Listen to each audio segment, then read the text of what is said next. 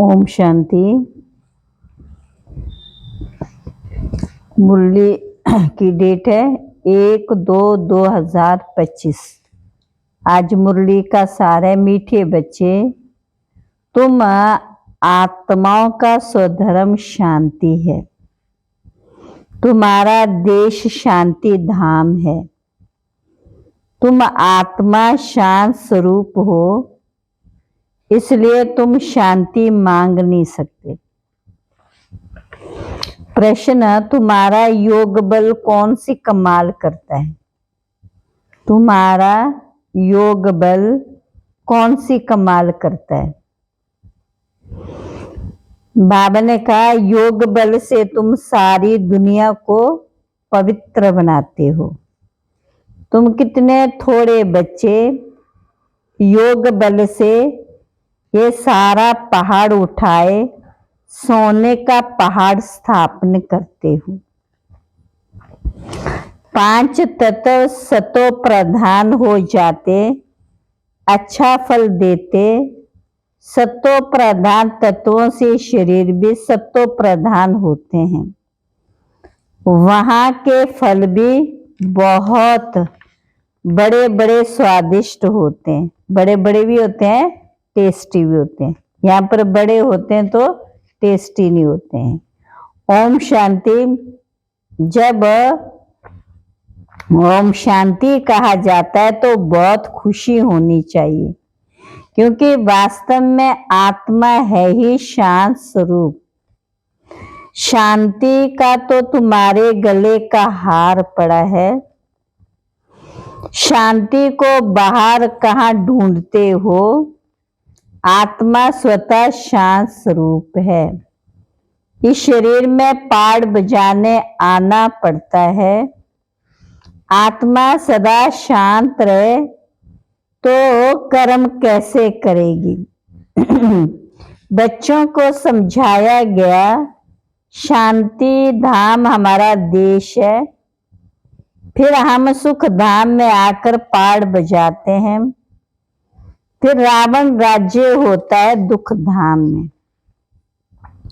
ये 84 जन्मों की कहानी है, भगवानुवाच्य है ना अर्जुन प्रति, कि तुम अपने जन्मों को नहीं जानते। एक को क्यों कहते? क्योंकि एक की गारंटी है। इन राधे कृष्ण की तो गारंटी है ना, तो इन्हों को ही कहते। ये बाप भी जानते, बच्चे भी जानते कि ये जो सब बच्चे हैं सब तो 84 जन्म लेने वाले नहीं है। कोई बीच में आएंगे, कोई अंत में आएंगे। इनकी तो सर्तन है, निश्चय है। इनको कहते हैं बच्चे। तो ये अर्जुन हुआ ना, रथ पर बैठा है ना। बच्चे खुद भी समझ सकते हम जन्म कैसे लेंगे। बच्चे खुद भी जानते कि हम जन्म कैसे लेंगे। सर्विस ही नहीं करते तो सतयुग नई दुनिया में पहले कैसे आएंगे? तुम भी समझ सकते हो। मम्मा बाबा 84 जन्म लेते हैं। कुमार का है, जनक है, ऐसे ऐसे महारथी है जो वह 84 जन्म लेते। जो सर्विस ही नहीं करते तो जरूर है कुछ जन्म बाद में आएंगे। समझते हम तो ना पास हो जाएंगे, पिछाड़ी में आ जाएंगे। स्कूल में दौड़ी पेन निशाने तक आकर फिर वापिस लौटते हैं। रेस में जरा पाँव इंच का भी फर्क पड़ता तो भी प्लस में आ जाता है। ये भी अश्व रेस है। अश्व घोड़े को कहा जाता है, रथ को भी घोड़ा कहा जाता है। बाकी ये जो दिखाते हैं, दक्ष प्रजापिता ने यज्ञ रचा, उसमें घोड़े को हवन किया। ये सब बातें हैं नहीं। ना दक्ष प्रजापिता है, ना कोई यज्ञ रचा है। पुस्तकों में भक्ति मार्ग की कितनी दंत कथाएं हैं।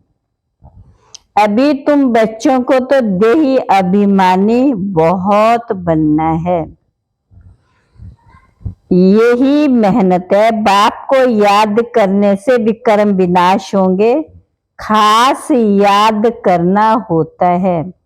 ऐसे नहीं मैं तो शिव बाबा का बच्चा हूं ना, फिर याद क्या करें? नहीं, याद करना है अपने को स्टूडेंट समझकर। हम आत्माओं को शिव बाबा पढ़ा रहे हैं, ये भी भूल जाते हैं। हर एक बच्चे को अपने दिल से पूछना है कि कितना समय बाप की याद ठहरती है। जास्ती टाइम तो बाहर मुक्ता में ही जाता है। ये याद ही मुख्य है। परंतु योग कौन सिखलाते हैं ये किसी को भी पता नहीं। गीता में श्री कृष्ण का नाम डाल दिया। अब श्री कृष्ण को याद करने से एक भी पाप नहीं कटेगा, क्योंकि वह तो शरीरधारी है, 5 तत्वों का बना हुआ है।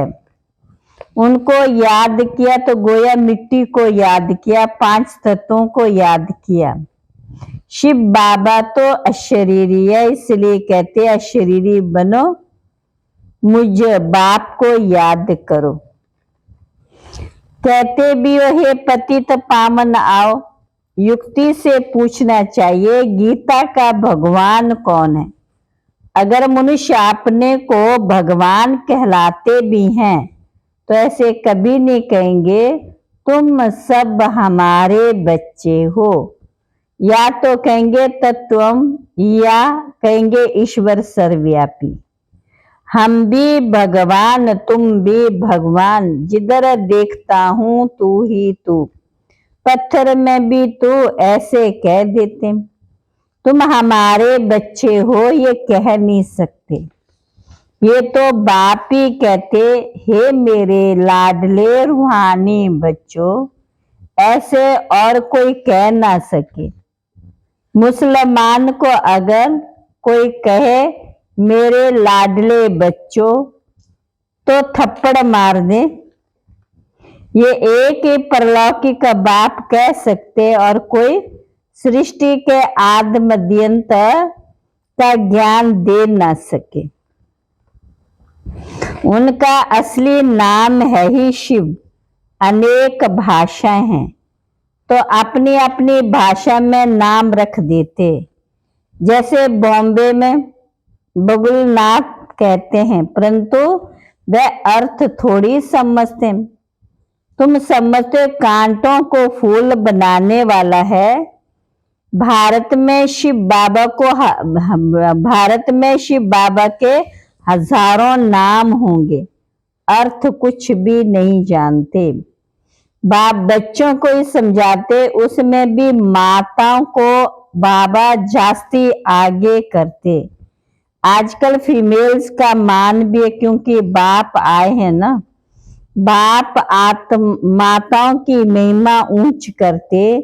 तुम शिव शक्ति सेना हो, तुम ही शिव बाबा को जानते। सच तो एक ही है, गाया भी जाता सच की बेड़ी हिलेगी डुलेगी डूबेगी नहीं।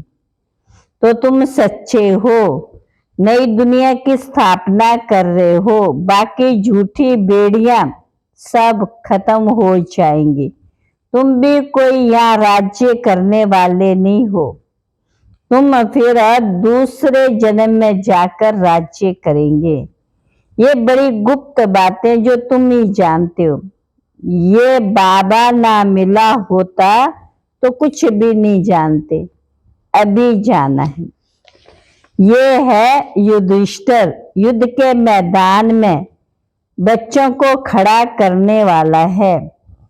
ये नॉन वायलेंस अहिंसक मनुष्य हिंसा समझ लेते, मारा मारी को।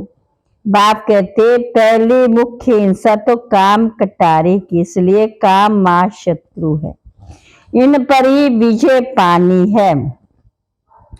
क्रोध करने वाले को ऐसे नहीं कहेंगे कि ये भिखारी है, क्रोधी को क्रोधी, लोभी को लोभी कहेंगे। देवताओं को निर्विकारी कहा जाता है। देवता निर्लोभी, निर्मोही, निर्विकारी हैं। वह कभी विकारी नहीं होते। तुमको कहते विकार बिगर बच्चे कैसे हो, उनको तो निर्विकारी मानते हो ना। वह है वाइसलेस दुनिया। तुम जानते हम भी विकारी थे, अब इन जैसा निर्विकारी बन रहे हैं। हम ही देवी देवता थे। हमने कल पहले ऐसे राज्य पाया था जो गवाया, फिर हम पा रहे हैं। ये चिंतन बुद्धि में रहे तो भी खुशी रहेगी, परंतु माया ये स्मृति भुला देती। बाबा जानते तुम स्थायी याद में रह नहीं सकेंगे।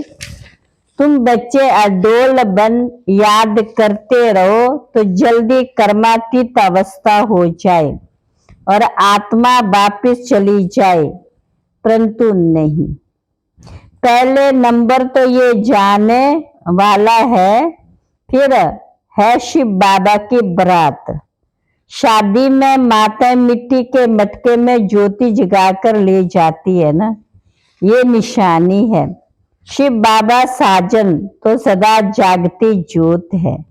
बाकी हमारी ज्योति जगाई है यहाँ की, ये शरीर मिट्टी है, तो शिव बाबा ने आकर के इस शरीर रूपी मिट्टी के अंदर आत्मा की जो सोई हुई थी उनको क्या ज्ञान दे करके जगाया।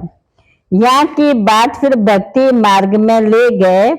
तुम योग बल से अपनी ज्योत जगाते हो, योग से तुम पवित्र बनते हो, ज्ञान से धन मिलता। पढ़ाई को सोर्स ऑफ इनकम कहा जाता है।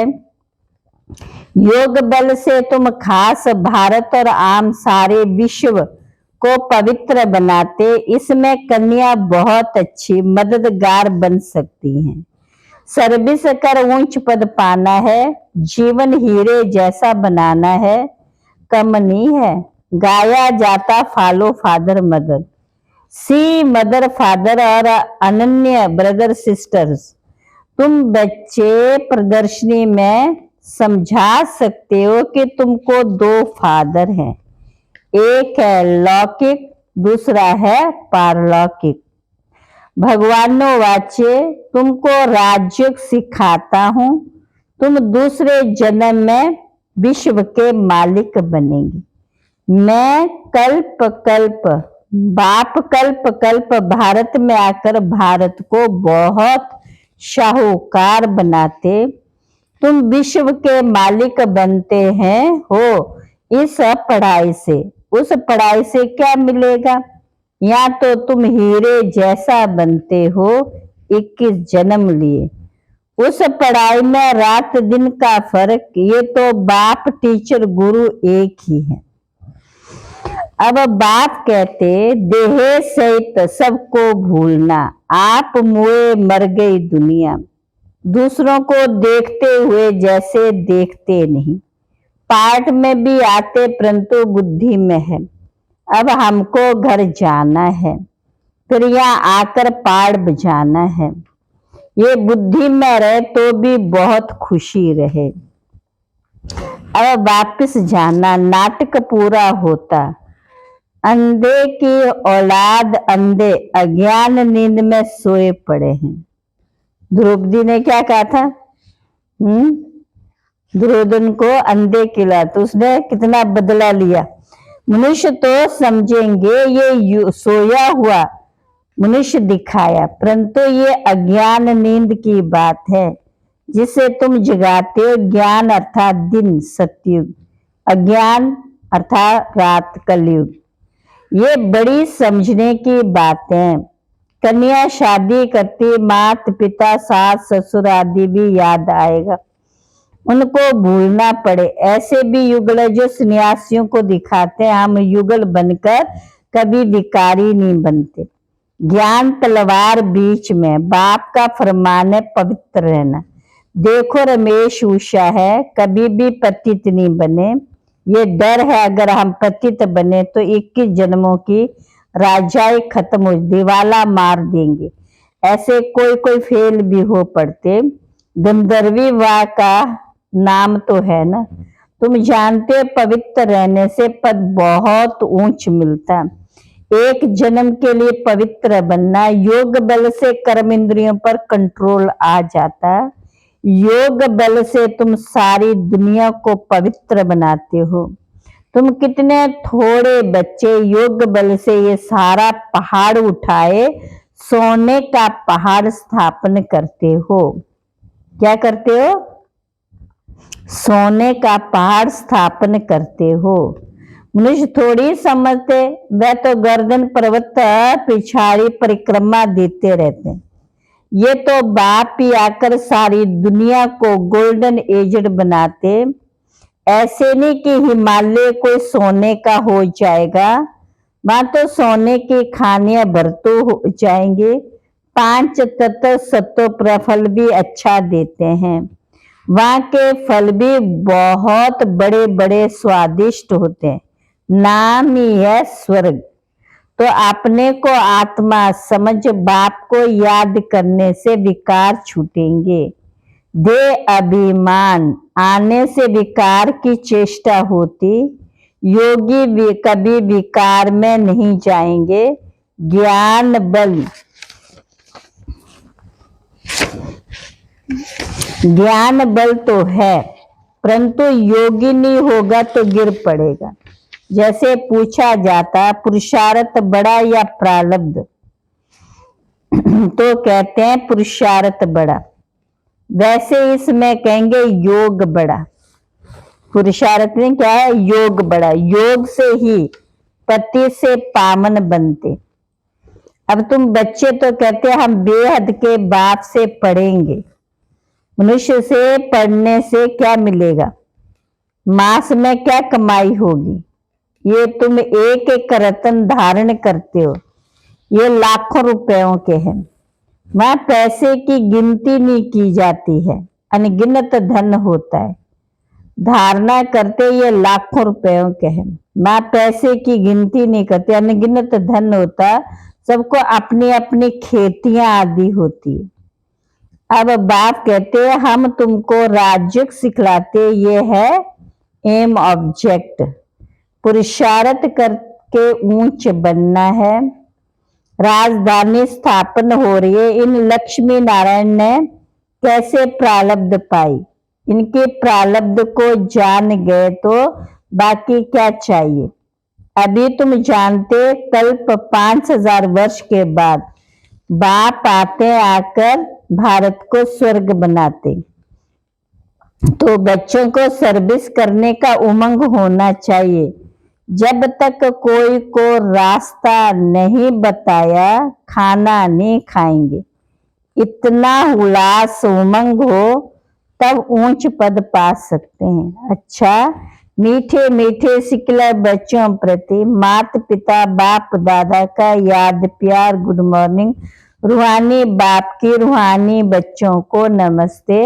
हम रूहानी बच्चों की रूहानी बाप दादा को नमस्ते नमस्ते नमस्ते। धारणा के लिए मुख्य सार, ईश्वरीय सर्विस कर अपना जीवन 21 जन्मों के लिए हीरे जैसा बनाना है। माता पिता और अनन्य भाई बहनों को ही फॉलो करना है। दूसरा, कर्मातीत अवस्था बनाने के लिए देह सहित सबको भूलना, अपनी याद अडोल और स्थायी बनानी। देवताओं जैसा निर्लोभी निर्मोही निर्विकारी बनना है। आज का वरदान है, तड़पती हुई आत्माओं को 1 सेकंड में गति सदगति देने वाले मास्टर दाता भव। जैसे स्थूल सीजन का इंतजाम करते हो, सेवाधारी सामग्री सब तैयार करते हो, जिससे किसी को कोई तकलीफ ना हो, समय व्यर्थ ना जाए। ऐसे ही अब सर्व आत्माओं की गति सदगति करने की अंतिम सीजन आने वाली है। तड़पती हुई आत्माओं को क्यों में खड़ा करने का कष्ट नहीं देना। आते जाएं लेते जाएं, इसके लिए एवर रेडी बनो। पुरुषार्थी जीवन में रहने से ऊपर अब दातापन की स्थिति में रहो। हर संकल्प हर सेकंड में मास्टर दाता बनकर चलो। आज का स्लोगन है, हुजूर को बुद्धि में हाजिर रखो तो सर्व प्राप्तियां जी हुजूर करेंगी। अव्यक्त इशारे, एकता के साथ एकांत प्रिय बनना है। एकांत प्रिय वह होगा जिनका अनेक तरफ से बुद्धि योग टूटा हुआ होगा और एक का ही प्रिय होगा। एक प्रिय होने कारण एक की याद में रह सकता है। एकांत प्रिय अर्थात एक के सिवाय दूसरा ना कोई। सर्व संबंध सर्व रसनाएं एक से लेने वाला ही एकांत प्रिय हो सकता है। अच्छा, ओम शांति।